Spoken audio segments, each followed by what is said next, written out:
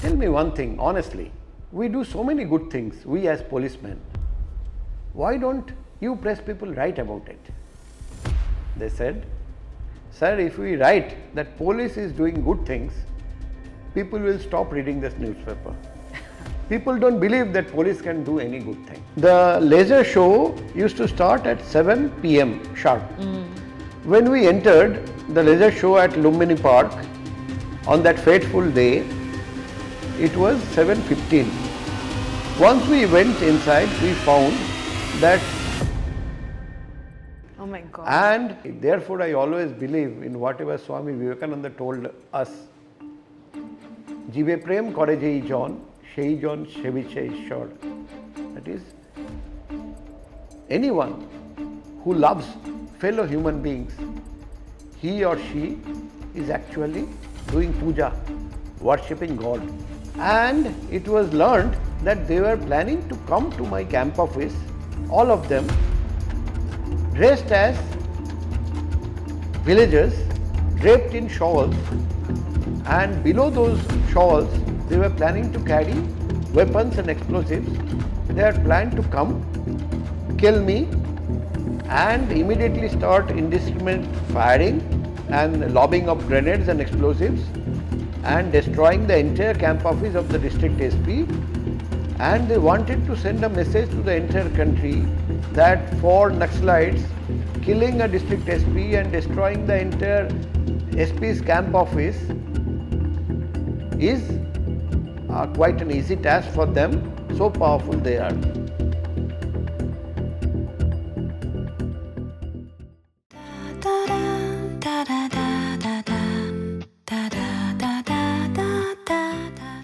The history of India is seeped with inspiring stories of great brothers who've done us proud in different walks of life. The police force has been the backbone of the community. The police force has been very misunderstood. The police force has been that brother that has always taken the city to a different level. Hello, I am Meenamma. I'm a storyteller and a trainer.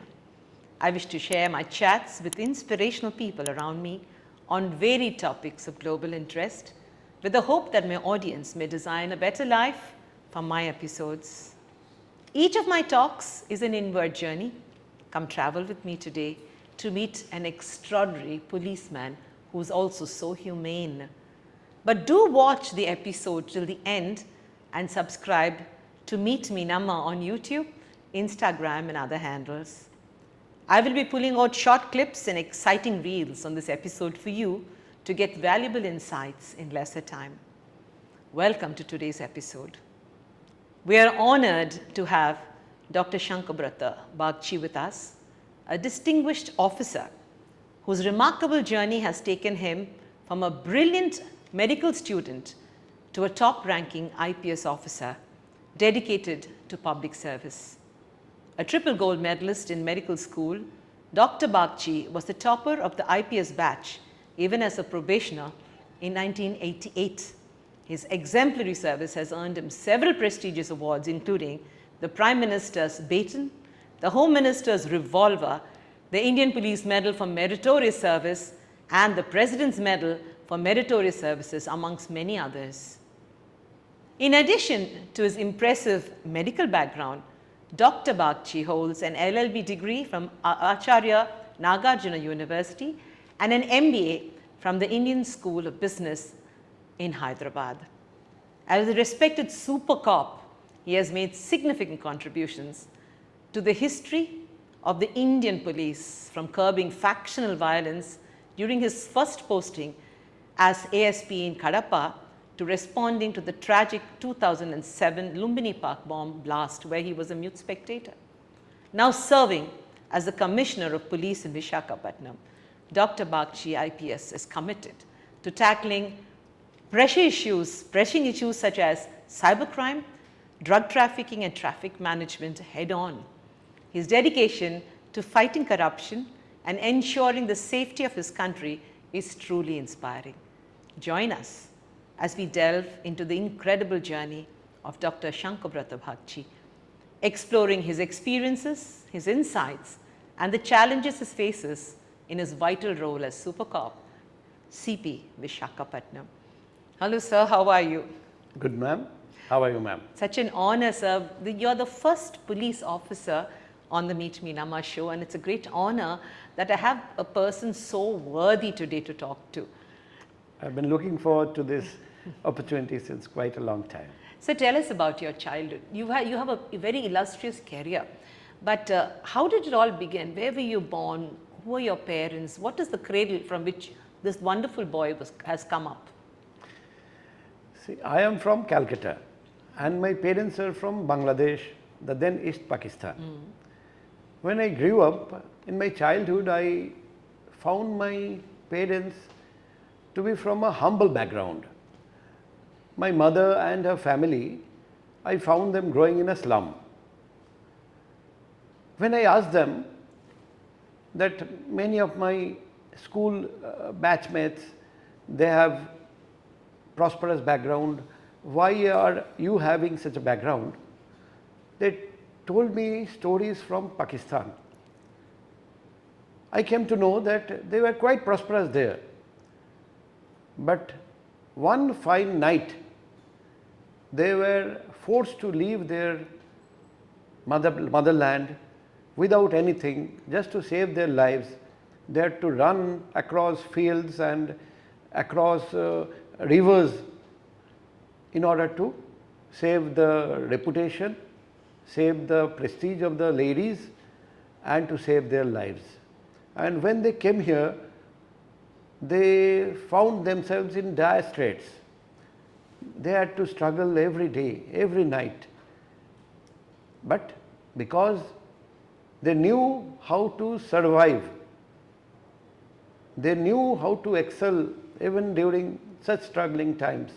They kept on struggling, and at least they could get some accommodation in a slum, and slowly thereafter all my my uncles from my father's side, from my mother's side, along with my father, my mother, all of them, they studied hard, they struggled, and when I grew up, I found that they are trying to provide me with all necessities of life, despite all the miseries they have faced in their lives. So I am really grateful to my parents, how they helped me and my both siblings succeed in life. I remember my mother, a lawyer, refused to go to the court. Whenever I used to ask my mother, why are you not going to court? She used to say, who will take care of you three if I go to the court? I must take care of you three personally. I want a day should come when people should point towards my womb and tell, what have you borne in your womb? Wow. So, her entire life is a life of sacrifice. My father, when I was 16, I told my father, from tomorrow I am starting smoking. My father used to be a chain smoker. He asked me why. I said, Papa, you are my role model. I find you smoking every day. I have decided to emulate you. From the next day, he stopped smoking. And how old were you, sir, at that time? I was around 16. Okay. My father was around 46. Okay. So, you see, he has been a chain smoker. But just to ensure that his son doesn't pick up smoking, he could give up smoking overnight. Anyone addicted to smoking will realize how difficult it is. But it was nothing for him. So you started your activity of changing lives so early with your father, sir? Yes. So I have seen my parents, they have dedicated their entire lives for the sake of their children. My father, as soon as his office time used to be over, he was a doctor from AIIMS, New Delhi. He used to come back home. He used to teach me. Rest of the time my mother used to teach me. And I used to ask my father, I have met your friends, they all socialize, they all go to meet their friends. Why don't you have any friend? Why you don't go to socialize? He used to tell me, I want to spend all my spare time with my children. So the love, care and affection they showered on us, I always think that if I can shower at least some of that love and affection on my children, then they will definitely grow up to be good citizens of this country. So I have learnt a lot from my parents and I am so grateful to them. Sir, I'm so proud that a boy from a refugee camp can remember so beautifully his childhood, because I'm sure there must have been a lot of painful moments, and I think I must really salute you, sir, for remembering only the beautiful parts, and I wish you all the best on this. But after that, what happened to young Shankabrata? He got into medical school. So you were a good student right from childhood. You got into one of the oldest medical schools in the country. So tell us more about your medical school and how you did there. I joined the medical school, the Medical College Kolkata. It is the oldest medical school in the entire South Asia. Yes. It was established in 1835. We all know that in India, Doctors' Day is celebrated on 1st of July every year. Yes. One of the greatest doctors that India has ever seen has been Dr. Bidhan Chandra Roy. He was the second Chief Minister of West Bengal. He was Chief Minister till his death. He was born and he died on the same day, that is 1st July. Oh. And he used to treat people like Rabindranath Tagore, Jawaharlal Nehru, Mahatma Gandhi. He was both a doctor who is specialist in medicine and a doctor who is specialist in surgery. So both MRCP and FRCS. I and he studied in the same medical college. Wonderful. The Medical College of Kolkata. Why I joined medical college? One, because my father was a doctor, and two, my mother said, I want all my 3 children to be doctors. She used to always tell me, a doctor is an asset for any family. And I loved medicine. Till today I love medicine. I love my patients. I remember on one particular occasion, I was in my internship then. One particular boy around 17 years, 16, 17 years, was lying on the bed in the pediatrics ward, writhing in pain, and I went to him and started asking questions. Every doctor used to be taught, I think they are still taught, that for diagnosing a condition there are 3 parts: history, examination and test. Right now most people spend hardly any time in asking the patient about the history or examining a patient. Most doctors usually write multitude of tests, blood tests and USG and what not. But we were taught that history taking is very important. Many cases can be diagnosed only by taking history. So immediately I started taking his history, and after the history was taken, I told the nurse who was taking care of that boy, he is suffering from scurvy, how much vitamin C are you administering him daily?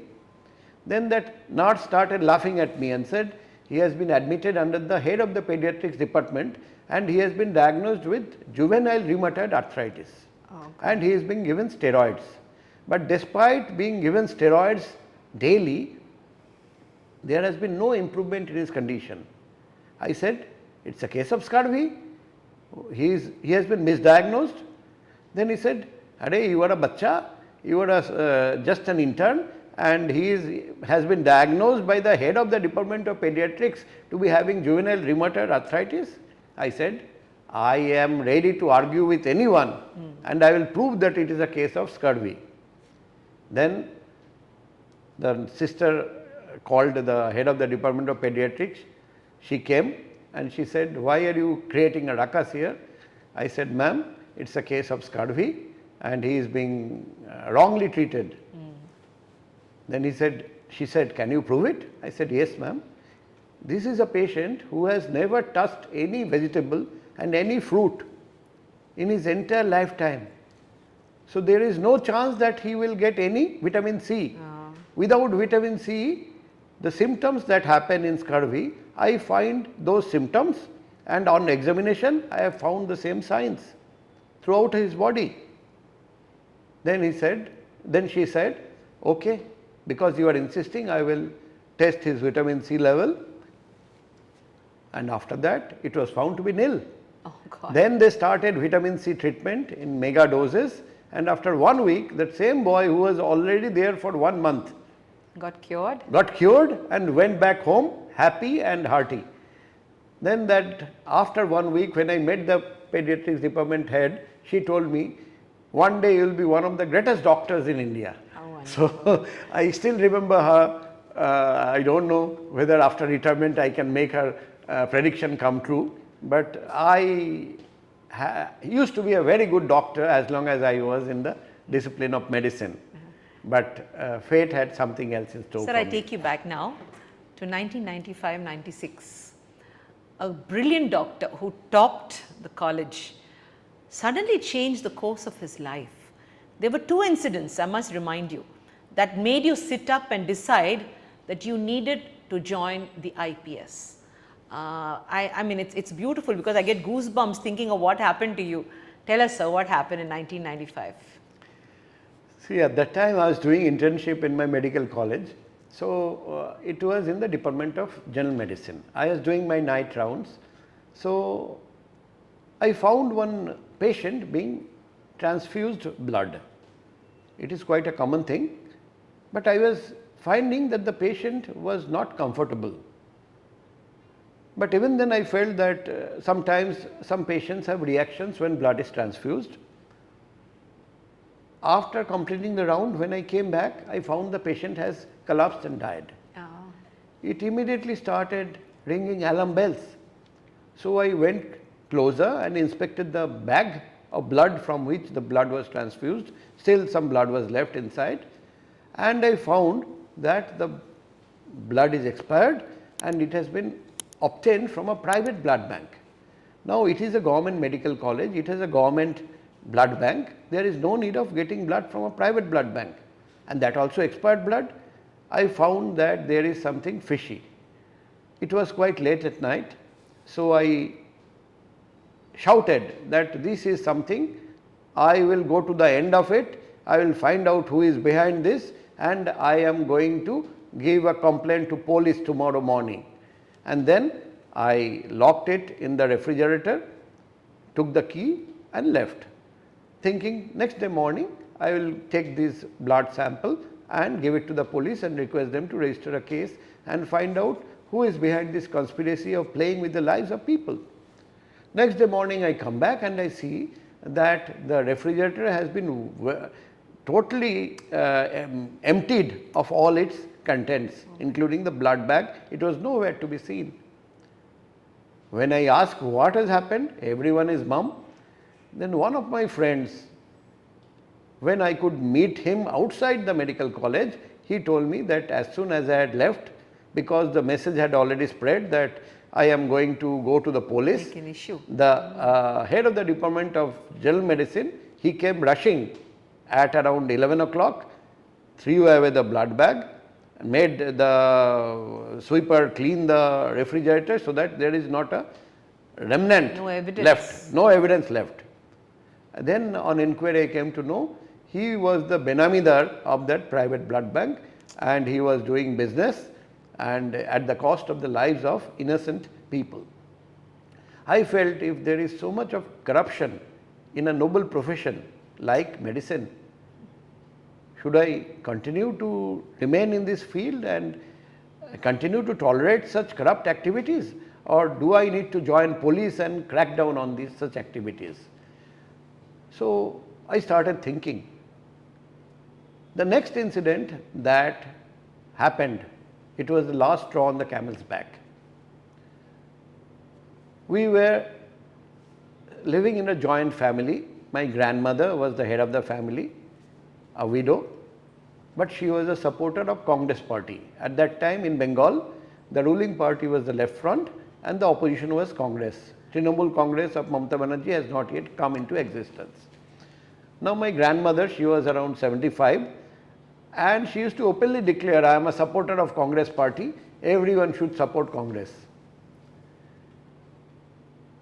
On that occasion, I got the first time I got a chance to vote in an election after crossing 18. So I was quite enthusiastic. Along with me, my cousin sister also had crossed 18 and become voter for the first time. We two, along with 6 children of my grandmother, my father and his 5 brothers and their 6 wives. To total, we were 15. So 15 of us, as if in a procession, we went to the to the booth and stood in the queue quite early. I only motivated them, we shouldn't waste time, let us go early, vote early and come back early. So by 7 we were there in the queue and eagerly awaiting our turn to vote. Suddenly I find one person who is known to us, who stays in the same locality, but known to be a leader of the ruling party.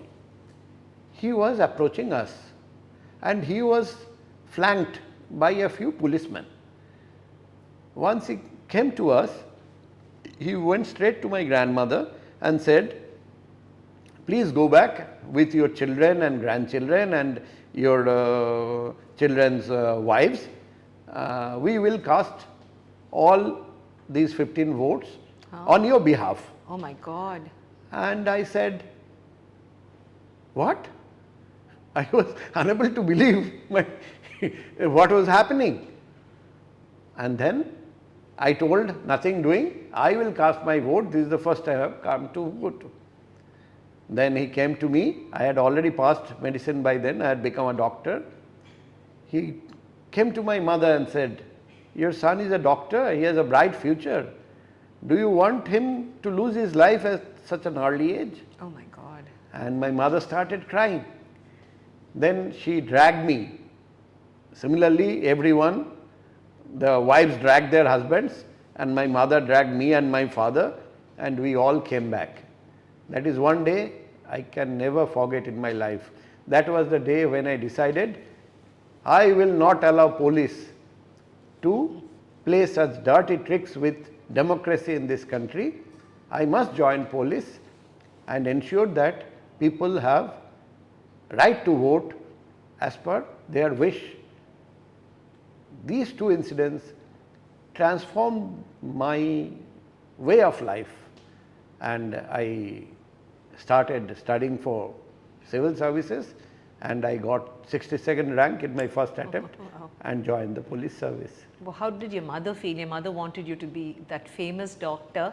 Did she support you? Did she know the reason why you wrote that examination? I never shared these with my parents. After so many years, I am now sharing these incidents which forced me to change the way of my life. My mother was very upset when I joined civil services. She kept on telling me, you have committed a mistake. But as she found an IPS officer can help so many people, I think much more than a doctor can help me people, she slowly started realizing that I have not committed a mistake. So I lost her 1.5 years ago, but towards the end of her life, she never told me that you have committed a mistake. She always used to tell me, I am proud of what you are doing and what you have done. So you topped your, you're the 1996 cadre. You topped as a probationer. Therefore, you got a choice to join any state and you chose Andhra Pradesh. Tell us why. See, at that time, we used to be asked to give a choice whether you want to work in your home state or not. Because of what had happened to me in my home state, I said no, I don't want to work in my home state. And I was not given any other option. I chose AP much later.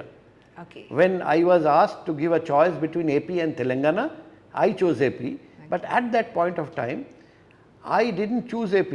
After I refused to go to West Bengal, then they allotted me the cadre of AP because AP comes alphabetically on the top. Oh, so the next choice was A. Yeah, so because I was the topper, so they gave me AP. AP. The second one in my batch, he got Assam. Okay. So that's how I landed in AP.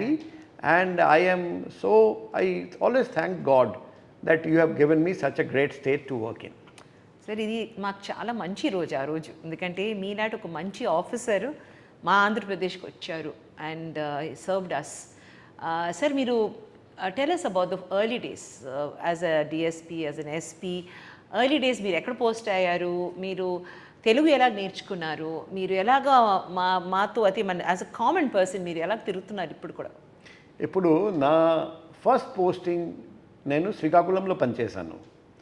అది కూడా ఆ story చాలా exciting story, నేను share చేస్తాను. Best probationer అంటే ఆయన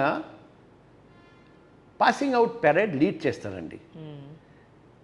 so నేను passing out parade lead చేశాను. ఇక్కడ ఆంధ్రప్రదేశ్లో, అప్పుడు ఆంధ్రప్రదేశ్లో హైదరాబాద్లో Sardar Vallabhbhai Patel national police academy, అక్కడ ఆ రోజు లీడ్ చేశాను. ఆ రోజు మన ఆంధ్రప్రదేశ్ డీజీ సార్ హెచ్.జె. దోరా సార్ ఆ రోజు వచ్చారండి. వచ్చి చూశారండి. ప్రోగ్రాం అయిపోయినాక ఆయన శుభాకాంక్షలు తెలియజేస్తూ నాతో అడిగారండి, ఇప్పుడు నేను డిస్ట్రిక్ట్ అలాట్ చేయాలి, నీకు ఏం కావాలి? అప్పుడు నేను చెప్పాను, సార్ నేను ఇప్పుడు కూడా బ్యాచిలర్గా ఉన్నాను, మంచి అమ్మాయిని సెలెక్ట్ చేయాలి యాజ్ మై లైఫ్ పార్ట్నర్. అది చేయాలంటే నేను ఫ్రీక్వెంట్గా బెంగాల్ వెళ్ళాలి, కాల్కటా వెళ్ళాలి. ఆంధ్రప్రదేశ్ చూస్తే శ్రీకాకుళం చాలా దగ్గర ఉంది, ఓవర్ నైట్ జర్నీ. నాకు శ్రీకాకుళంలో పోస్టింగ్ ఇస్తే నేను తొందరగా ఈ పెళ్లి సంబంధం అది వస్తున్నాయి, ఆల్రెడీ ఫైనలైజ్ చేసుకోవచ్చు, లేకపోతే నేను జీవితం అంతా బ్యాచిలర్గా ఉండిపోవాలి. అప్పుడు సార్ ఇమీడియట్గా, అవునా, శ్రీకాకుళం నా సొంత జిల్లా, నేను శ్రీకాకుళంలో నీకు పోస్టింగ్ ఇస్తా. సో అక్కడ పోస్టింగ్ ఇవ్వడం, అక్కడ నుండి ఫ్రీక్వెంట్గా కల్కటా వెళ్ళడం, నా ఫ్యూచర్ వైఫ్ని సెలెక్ట్ చేయడం, అలా జరిగింది. తెలుగు నేను ఎలా నేర్చుకున్నాను, అప్పుడు నక్సలైట్ మూవ్మెంట్ చాలా ఎక్కువగా ఉండేది. కానీ నాకు చిన్నప్పుడు నుండి ఫిల్మ్ అంటే చాలా ఇష్టం. అప్పుడు తెలుగు ఫిల్మ్ చూడడం నేను మొదలుపెట్టాను. జీవితంలో నా ఫస్ట్ ఫిల్మ్ వచ్చేసి తొలి ప్రేమ. మంచి ఫిల్మ్ సార్. ఎక్కడికి వెళ్ళాను? మందస. అప్పుడు మందసలో ఒకే ఒక హాల్ ఉండేది. నక్సలైట్ ప్రాబ్లం చాలా ఎక్కువ. మా సుపీరియర్స్తో అడిగితే పర్మిషన్ ఇవ్వడండి. సో నేను సివిల్ డ్రెస్ వేసుకొని ఎవరికి తెలియకుండా అక్కడికి వెళ్ళి పబ్లిక్తో కలిసి ఆ ఫిల్మ్ చూసి వచ్చాను. రెండో ఫిల్మ్ నా జీవితంలో ఇద్దరు మిత్రులు, అది కూడా నాకు బాగా నచ్చింది. మూడో ఫిల్మ్ పోలీసు. సో ఇలా తెలుగు ఫిల్మ్స్ చూస్తూ చూస్తూ చూస్తూ నేను తెలుగు నేర్చుకున్నారు. అదే సార్, ఇప్పుడు మీ తొలి ప్రేమ అన్నారు కదా, 2001 మీ తొలి ప్రేమ మీ లైఫ్లో వచ్చింది. You met the girl you loved and married. Tell us about that and the honeymoon. ఎందుకంటే చాలా స్ట్రాటజిక్ హనీమూన్. మీరు ఏ ఊరికి వచ్చారు, ఎలాగా honeymoon became the part of your this particular story చెప్పండి సార్. ఇప్పుడు 2001 పెళ్ళి జరిగింది. అంతకుముందే హనీమూన్ గురించి డిస్కషన్ కూడా జరిగింది. సో నా ఫ్రెండ్స్ సజెస్ట్ చేశారండి, కొందరు స్విట్జర్లాండ్, కొందరు హవాయ్, కొందరు హనులులు, కొందరు మారిషస్, మాల్డీవ్స్, నేపాల్. నేను చెప్పాను, బాగా నచ్చింది నాకు ఈ ప్రపోజల్, ప్రతి ప్రపోజల్ నచ్చింది, స్పాన్సర్ ఎవరు చేస్తారని అడిగాను. అప్పుడు అందరూ వెనక్కి వెళ్ళిపోయారండి, ఎవరు ముందుకు రాలేదు. నా దగ్గర డబ్బు లేదు, నేను ఏమీ ఫైనలైజ్ చేయలేకపోయాను. తర్వాత ట్రైన్ ఎక్కాను. నాకు అప్పుడు పోస్టింగ్ జమ్మలమడుగు, కడప డిస్ట్రిక్ట్. అక్కడికి వెళ్ళాలంటే కోరమండల్ ఎక్స్ప్రెస్ ఎక్కాలి. సో నెల్లూరు అక్కడ దిగి బై రోడ్ వెళ్ళాలి జమ్మలమడుగు. ట్రైన్ ఎక్కాను. వెళ్తూ ఉంటే నా వైఫ్ అడిగారండి, అందరూ హనీమూన్కి వెళ్తారండి, మేము ఫస్ట్ కపుల్ హనీమూన్కి వెళ్ళట్లేదు. నా ఫ్రెండ్స్ కూడా అడిగారండి, ఎక్కడికి వెళ్తున్నాము. నేను ఏం చెప్పలేకపోయాను. నేను చెప్పాను, దిగులు పడకు, నేను ఒక ప్లాన్ నాకు ఉంది, తర్వాత చెప్తా. So I have the habit of giving pleasant surprises to my family members. So సడన్గా ఒక స్టేషన్ వచ్చింది. నేను చెప్పాను, ఇప్పుడు మనం దిగాలి. అవునా, నెల్లూరు వచ్చేసిందా? కాదు కాదు, ఇది నెల్లూరు కాదు. దిగి తర్వాత చెప్పాను, ఇక్కడే మా హనీమూన్ మేము సెలబ్రేట్ చేస్తాం. నా వైఫ్ చూసి, వైజాగ్ కదా, ఇక్కడ ఏముంది? అప్పుడు నేను నా వైఫ్కి చెప్పాను, బెంగాల్లో ఎవరైనా హిల్ స్టేషన్ వెళ్ళాలంటే డార్జిలింగ్ వెళ్తారండి, దీఘా వెళ్తారండి సీ చూడాలంటే. Vizag is Digha plus Darjeeling. ఇక్కడ సీ కూడా ఉంది, హిల్స్ కూడా ఉంది. ఇటువంటి అందమైన నగరం మన దేశంలో ఎక్కడ లేదు. సో నిజంగా ఇక్కడ ఒక వారం స్పెండ్ చేశాను. తర్వాత ఇక్కడ నుండి జమ్మలమడుగు వెళ్ళాను. సో ఫస్ట్ టైం ఆంధ్రప్రదేశ్లో మేము ఇద్దరం కలిసి ఉన్నాము, అదే వైజాగ్ నగరం. We are really lucky, sir, that you chose Vizag for your honeymoon, because truly such a beautiful city, and after so many years you've come back here as the police chief. How does it feel, sir, to be back in Vizag? It gives me the deja vu feeling. Yes. I think I strongly believe in destiny, and Vizag is the city of destiny.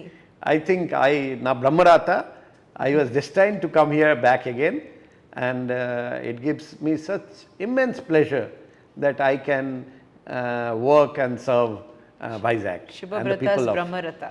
Yes, Brahmarata. Sir, but before that, I must take you back to the Maoist movement was picking up, and we saw you very actively in your Kadapa times. You used to go door to door and try to reform the factionists. Tell us more about it, because you were a very brave officer even that time, and very rarely do we find an officer who would actually dare to go into the houses of the factionists and explain to them that please surrender and we will give you a good life. So you were one of the few officers daringly used to go into the houses of all these Naxalites and talk to them. But that had an incident. So there was an attack on your life at that time, and it was well written about in all the newspapers. People were shocked. Tell us about it. So what happened in Kadapa district? So one is Kadapa. It is Jammalmadugu, where I was posted for the first time in my life after completing my probation period. I was there as ASP Jammalmadugu for 1.5 years. Yeah. When I joined Jammalmadugu, it was the hotbed of factionalism. So people who are aware of factionalism will know that two factions, they keep fighting each other. One leader may kill the other leader of the other faction, and then the widow keeps on provoking the other members of that faction to take revenge. And this vicious cycle continues, leading to bloodshed on both the sides. Like we see in films, Telugu films. Exactly. It's true. Rakta Charitra. It's the truth. Yes, yes. So the widow will refuse to break her bangles and keep on showing her bangles to the other members who are still alive in that faction. Ask them, are you males? If you are a male, why could you not avenge the death of my husband? So, when I was working in Kadapa, one fine day, when the monthly crime meeting was happening, suddenly my SP said, murder has happened, not in Jammalmadugu, some other place of Kadapa, and we went and found 7 people have been hacked to death on the road by the factionists. So, death used to happen regularly. One fine day, we heard that a lot of pigs are dying, and on investigation we found that country-made bombs were Put in the stomach of the pigs? No. They were put under the ground, and pigs in search of food, Were digging them they out. used to dig them and they used to get blasted, and that's how the pigs were dying. Oh my God. So, country-made bombs and hunting sickles were so common, and at the drop of the hat, people used to take up arms and kill each other. Under those circumstances, I took charge, and during those 1.5 years, I went to every house, every village with a single message, Poru Nashtam, Pondu Labham, Kalisi Unte Kaladu Sukham. Give up violence and live happily, give respect, get respect. Let us make Jammalmadugu a peaceful place to stay for everyone. And when I left, Jammalmadugu had changed forever. Even today, people who were around 20, 30 in Jammalmadugu, 30 years old, now they will be around say 40, 50 like that, they still remember me, because after I left, Jammalmadugu was never the same again. Did they surrender, or did they just change themselves? They surrendered their hunting sickles, they surrendered their country-made bombs, and they started changing themselves. Because all the factionists, you see, in a faction area, the key is that you have to be impartial. Correct. If you side with the ruling party, then no party will believe you, no factionist will believe you. But if you work impartially and irrespective of the background, if you treat them equally, they will have faith in you and they will start listening to you. So, whenever I used to tell something, both leaders used to listen to me and follow me, because in Rayalaseema I have found the people are very straightforward. If they believe you, they will never betray you. True. So, it was an experience that I had in Jammalmadugu is something I always cherish in my life. The other incident, the Maoist incident, it happened when I was doing my first SP posting in undivided Nizamabad district. Nizamabad. So, in Nizamabad, I used to meet people in my camp office, and one fine day I heard that one Naxalite leader named Ramakrishna, he has been killed at a place close to Nizamabad border, but within Adilabad district, along with a number of Maoists. And from them, a map of my camp office has been recovered, and it was learned that they were planning to come to my camp office, all of them dressed as villagers, draped in shawls, and below those shawls they were planning to carry weapons and explosives. They had planned to come, kill me, and immediately start indiscriminate firing and lobbing of grenades and explosives and destroying the entire camp office of the district SP. And they wanted to send a message to the entire country that for Naxalites, killing a district SP and destroying the entire SP's camp office is quite an easy task for them, so powerful they are. So, they want to sensationalize their presence in that area. Yes, but Lord the God Almighty, I have seen Him protecting me and my family on a number of occasions in my life, and there also He stood in between us, and just before He was going to execute His plan, God saved us and proved to be His nemesis. What a scary thing. So, it's really, I mean, it's not as easy, not a bed of roses.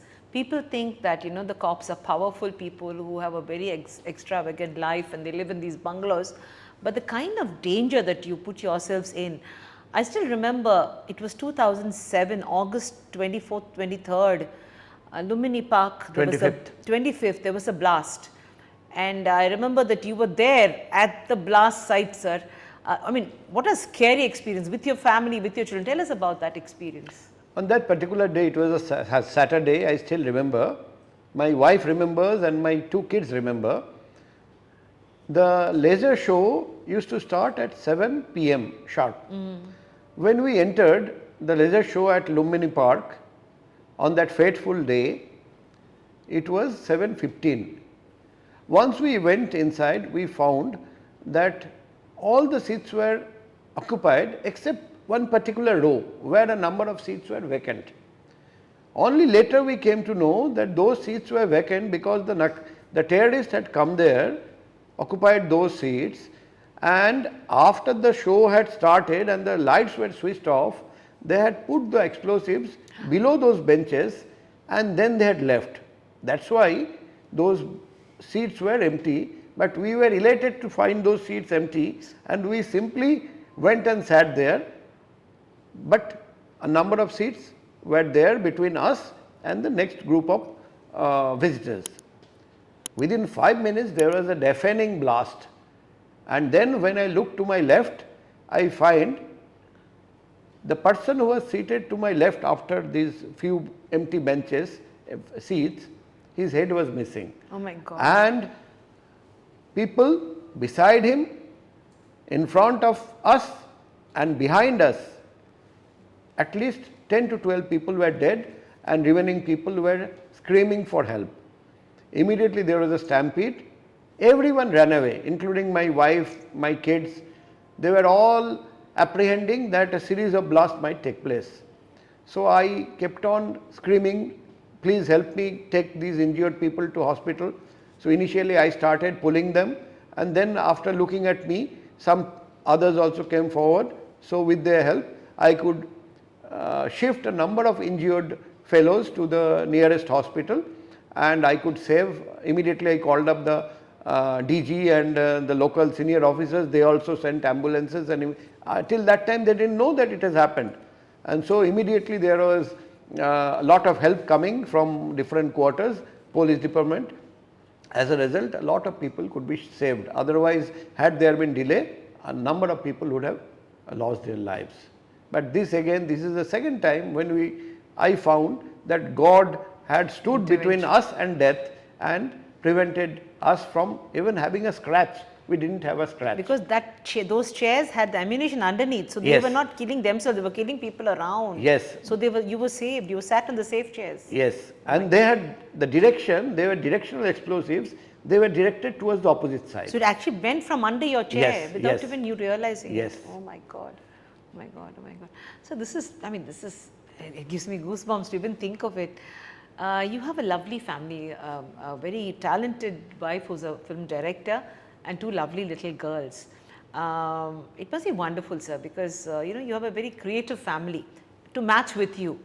And today, as the Commissioner of Police in Visakhapatnam, you have a very clean slate. But what do you think about corruption, sir? I feel politicians are really corrupt, and the system is corrupt, and in films they show policemen as corrupt. What is your definition of corruption, and how corrupt is the system? When I joined Indian School of Business, Hyderabad in the year 2008, the first question my batchmates asked me was, how much money have you earned by the side? How many villas do you have? How many flats do you have? How many houses do you have? Both inside and outside the country. And I replied them instantaneously I only have properties on Mars, Jupiter and Saturn. I don't have any property on Earth. They initially refused to believe me, but then as we got close to each other and as times passed, people came to know about my background, because everyone in AP know about everyone. It's not a very big state. If you make enquiries at the correct spot, you can find out what is happening. So that's how I found that people believe that corruption is there everywhere. It pervades every section of the society, starting from politics to bureaucracy. Let us look at the society. If I get caught, I will tell, just take some money and leave me. Even the public, Yes, sir. they are ready to resort to corruption to get advantage. Small advantages. Small advantages. So I have heard this adage, a country gets the government it deserves. So I think if we want to cleanse the system, one, it should begin from the top, and two, public should eschew corruption. They should refuse to give money to get small advantages. Once the society becomes more honest, I think a lot of change is going to come. Yes sir ఇప్పుడు తెలుగు సినిమాకి హిందీ సినిమాలో కూడా last scene అన్నీ అయిపోయిన తర్వాత విలన్ని కొట్టిన తర్వాత hero అయిపోయిన తర్వాత పోలీస్ వాళ్ళు వస్తారు. What is that image sir? For us we feel the police fellows the last fellow to arrive on the scene. I mean many of us are right and wrong. What is your opinion? Why do people get frightened or ridicule the police people? My first posting as ASP Jammal Madugu, after a press meet was over, one fellow was still left. We were chit-chatting and I asked that press reporter, tell me one thing honestly, we do so many good things, we as policemen, why don't you press people write about it? They said, sir, if we write that police is doing good things, people will stop reading this newspaper. People don't believe that police can do any good thing. It was in the year 2000. I am sure that times have changed. Now a lot of press, news coming from the press carries good reports about police. I'll just tell you what happened today. Today, I made my sub-inspector sit on a chair, draped him with a shawl, gave him a bouquet and felicitated him in front of all the officers of the district. Why? A few days ago, one fellow had attacked a girl and her mother in Kommadi area, instantaneously killing the mother and critically injuring that girl. After that man had left, thinking both of them are dead, the girl could muster courage to inform her neighbor, who in turn informed police. And that sub-inspector immediately rushed on a two-wheeler, took her to the hospital, and now the girl is safe and sound. Wonderful. The girl who was certainly going to die. Wonderful. This is beyond his call of duty. Wonderful, sir. But because he wants to do something more for the society, he, driving at such a fast pace, saved that girl. The same sub-inspector, around a month ago, one lady was jumping from the top of the building where she was staying, and he, showing his presence of mind, took a bed sheet and got her in a bed sheet and prevented her from falling down, and otherwise it will be a certain death for the lady.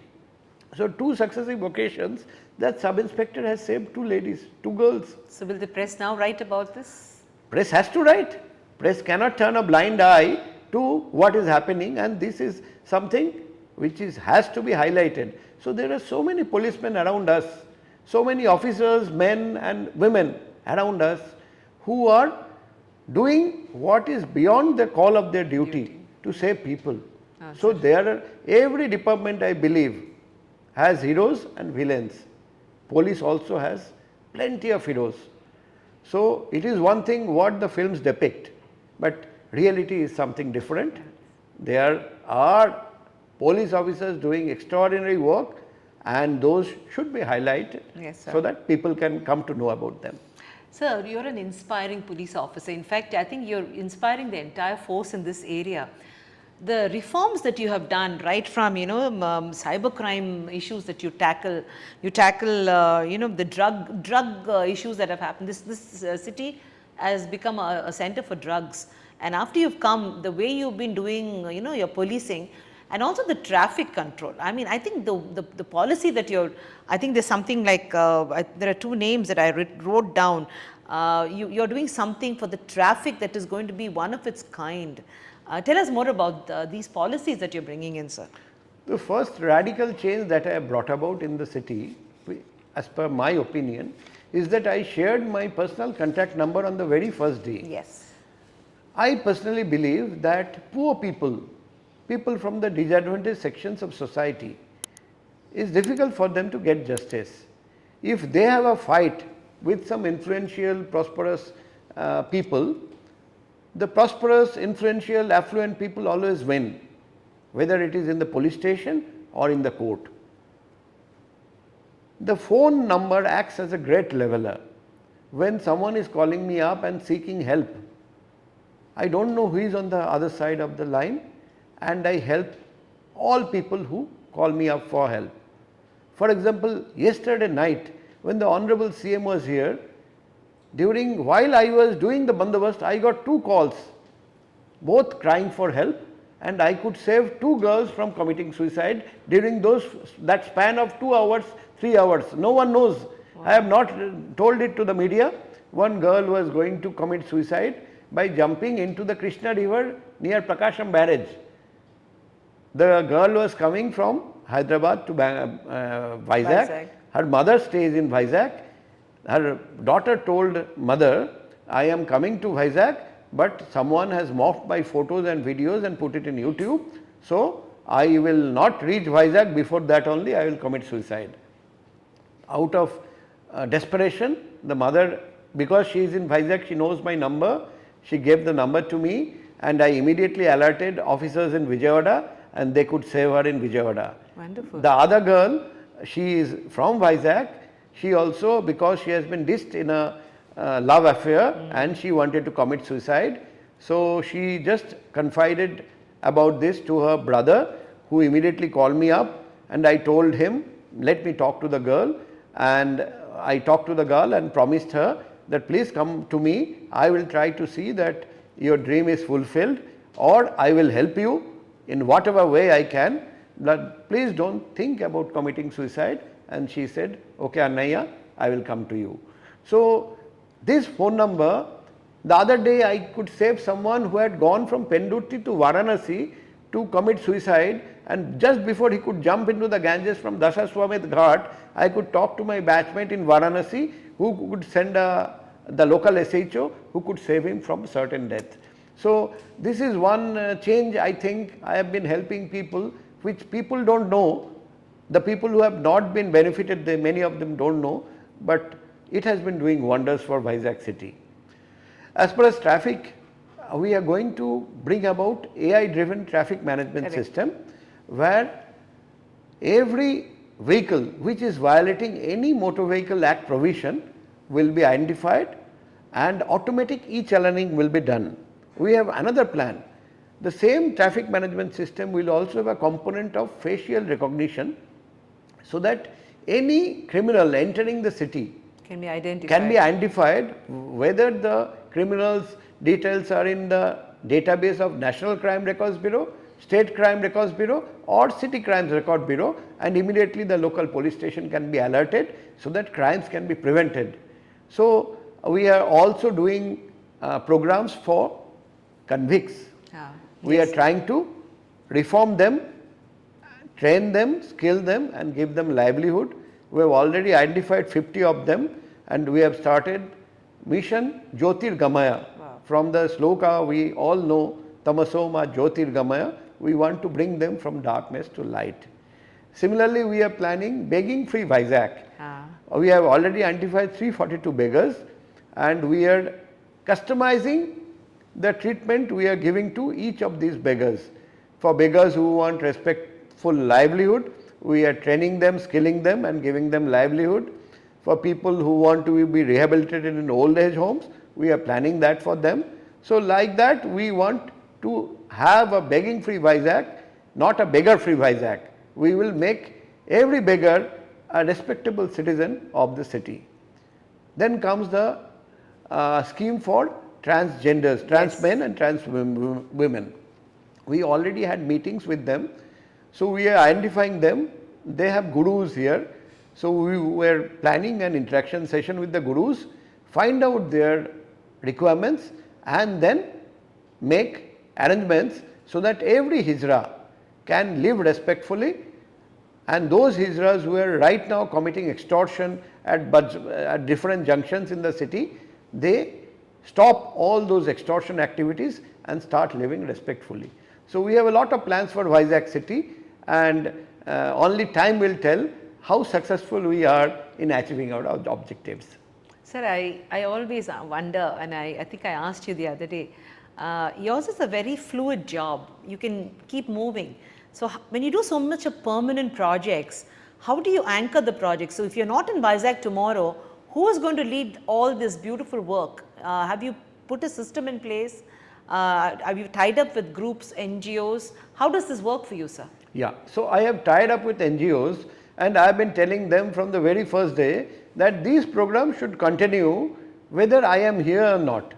So when the public demands that these programs should continue, then no one will be able to stop these programs. It is for the sake of the city, it is for the future of the city. If these programs can be implemented properly, Vizag will be a role model for the entire country, perhaps for the entire world. Because there are so many things we can do if we think about the future of the city, and you will be amazed to know that a lot of people who are forward looking and who think about the future of Vizag, they are voluntarily coming forward and asking me how can we help.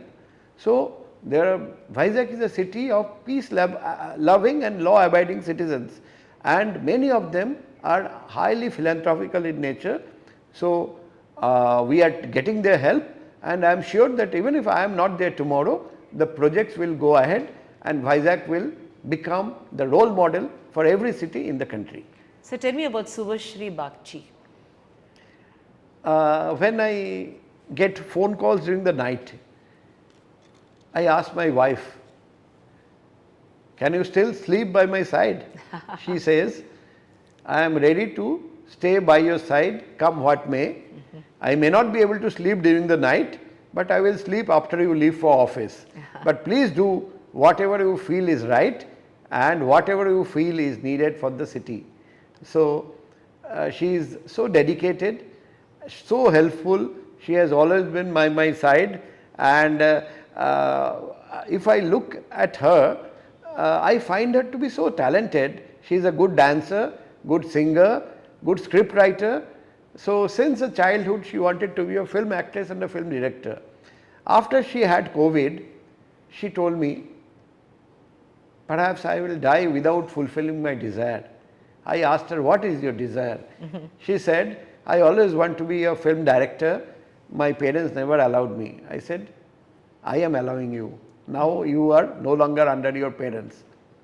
And from the next day, she started writing scripts that were already in her mind. And she has already done 2 short films, and she wants that people should know me as Mr. Subhasri Mukherjee. So your Toli Prema and your honeymoon in Vizag is still going on strong. Yes, I am fortunate that God has given me such a wife and 2 loving kids. I have also seen how God has been protecting myself and my family from all dangers. So I feel that if someone tries to help fellow beings, God will definitely protect such people. I have seen it in my life.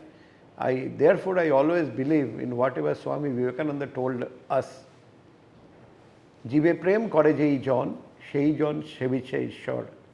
That is, anyone who loves fellow human beings, he or she is actually doing puja, worshipping God. And that is the highest level of worship. God deems such worship to be the best form of devotion. So, I will continue to work like this as long as I get an opportunity to do so. Sir, any message you have for the future generations who might want to become another Shankabrata or people in your force who policing and serving this country and the city? For a police officer, two qualities are very important: qualities of the head and qualities of the heart. As far as the head is concerned, you have to be free of corruption and absolutely impartial. As far as the heart is concerned, please think out of the 3 letters of IPS, please remember the most important word is S, service. Yes. It's a God gifted opportunity to help your fellow beings. You may not get another opportunity any time again. Please make good use of this opportunity to help your fellow beings. It starts from the people in your own force, your subordinates. First help them and help the people, and you will see God will automatically shower His blessings on you and your family. Thank you, sir. So, for all our viewers who are watching, a super cop is an ordinary human being like you and me who chose to be extraordinary. So, next time you meet a policeman, thank them for what they do for the city. Thanklessly, they work relentlessly, and none of us know how important they are till we really meet a good policeman.